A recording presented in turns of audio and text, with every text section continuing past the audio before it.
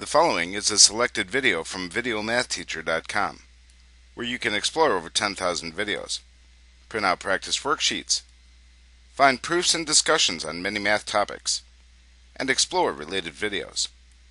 Try VideoMathTeacher.com today.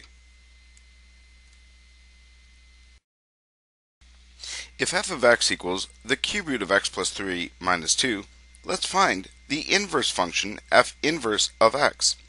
Then we'll graph both f of x and f inverse of x on the same coordinate axes to the right. To find the inverse function f inverse of x for our function, we'll first write down f of x equals, our function was cube root of x plus 3 minus 2.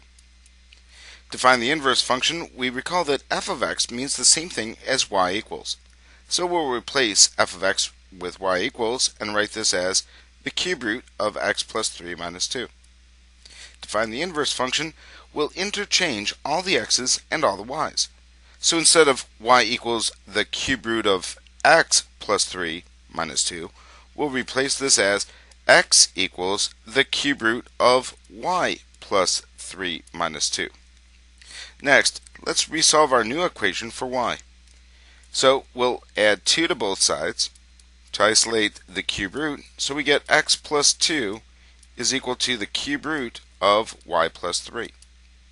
To eliminate the cube root, we'll cube both sides.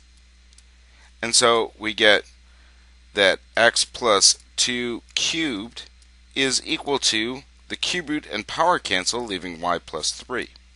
And we'll finally subtract 3 from both sides to get that y equals the quantity of x plus 2 cubed minus 3.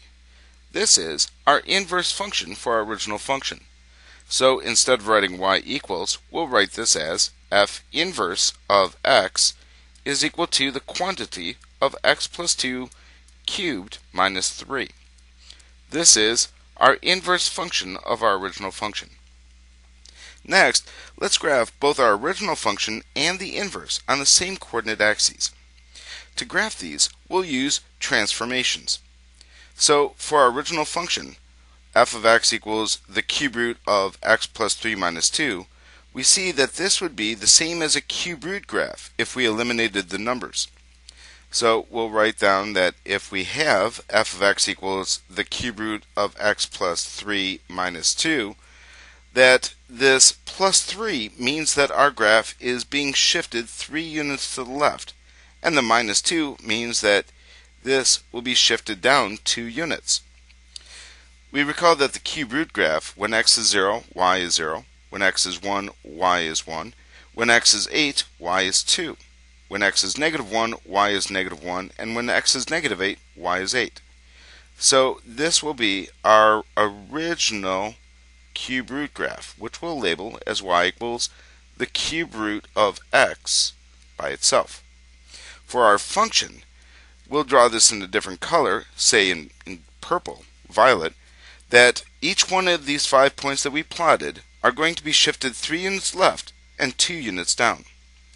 So 0, 0 will be shifted 1, 2, 3 units left and 1, 2 units down. So here will be our new origin. Our point 1, 1 will be shifted 3 units left, 1, 2, 3 left, and 2 units down to be this new point. And that our point at 8, 2 will be shifted 3 units left again and 2 units down to be at 5, 0. Similarly, our point at negative 1, negative 1 will be shifted 3 units left and 2 units down.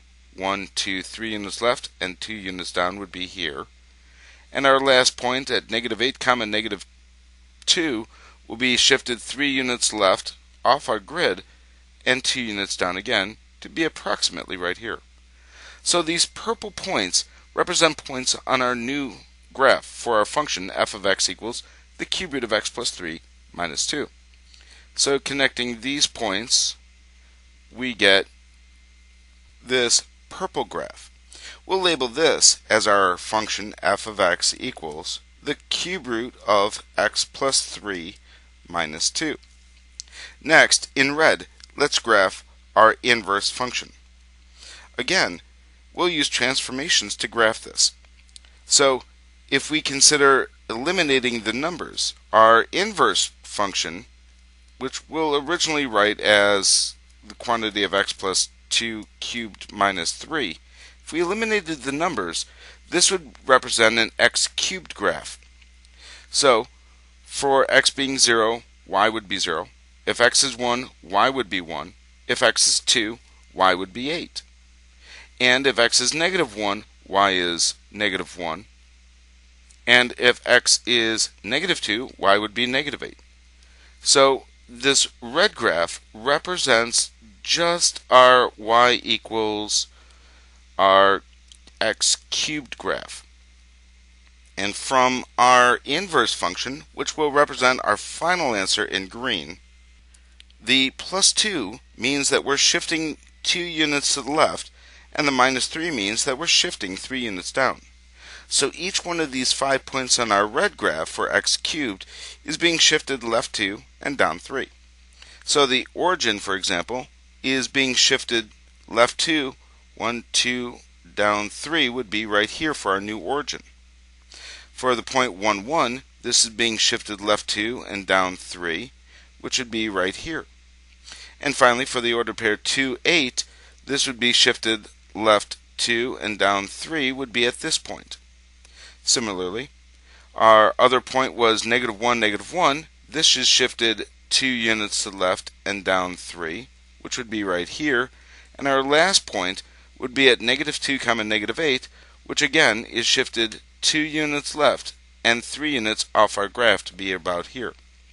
Connecting these 5 green points, we see that this would represent our function f inverse of x equals the x plus 2 cubed minus 3. To see the relationship between our function f of x and its inverse, let's eliminate both y equals x cubed from this graph as well as y equals the cube root of x. Our resulting graph will look like this.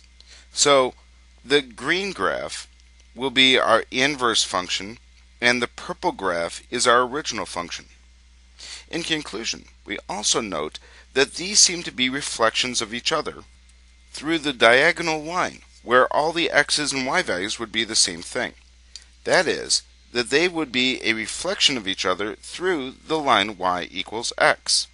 We'll draw this line y equals x, and we'll label it y equals x. And we see that the green graph, the inverse function, is indeed a reflection through this line y equals x of our original function.